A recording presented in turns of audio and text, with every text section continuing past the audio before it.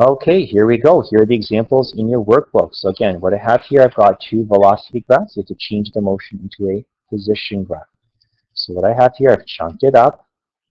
I've looked at the velocity at the beginning and end of each segment. So positive, 0, 0, and negative here. And you can see I've got a negative acceleration coming to a stop. I'm motionless. Negative acceleration from rest. I'm speeding up. Same thing over here. Now I'm showing the same motion on this position graph. So I was moving forward, gradually coming to a stop. So gradually it's slowing down. And there's constant velocity here, or actually motionless here, 0 slope.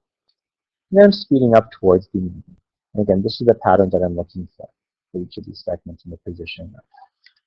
Here on the other graph, I have a constant positive velocity, so constant positive slope. My velocity is going down to 0.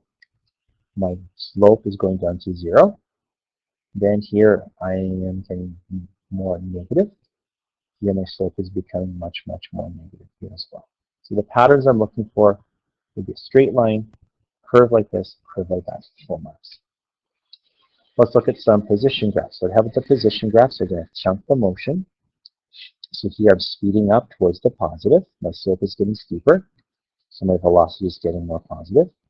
Then I gradually level off to a stop, gradually reduce my speed to a stop, and then you're increasing your speed or velocity towards negative, and your speed is going larger towards the negative. On this graph, I'm starting to move very quickly at the beginning, gradually coming to a stop and staying there for a little bit, staying motionless for a little bit. So moving negatively, coming to a stop, staying motionless for a little bit. Then speeding up towards the positive, so my slope is getting bigger towards the positive. And then after a while, my slope is slowly decreasing towards 0, and my velocity here is slowly decreasing towards 0 as well. Okay, so that's it. Basically, I've got one more example here. You can take a look at it on the screen. I'm not going to go through the whole thing, but you get the idea. You're taking one type of motion, converting it into another type of graph. It's really showing the same motion. When you're looking at the position graph, I'm looking for certain patterns. There will be a little bit of variation in your graphs, no worries. However, when doing the velocity graph, this should be pretty well dead on.